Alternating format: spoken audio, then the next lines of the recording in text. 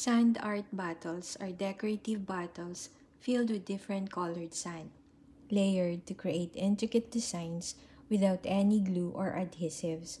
This art form requires precision and patience, with each grain of sand carefully placed to form patterns, landscapes, or images within a clear container. Once completed, the sand is held in place by pressure and the bottle is sealed, often with a cork. Sand art is also called sand mandala. Andrew Clemens invented and perfected the art of sand bottles in the late 19th century.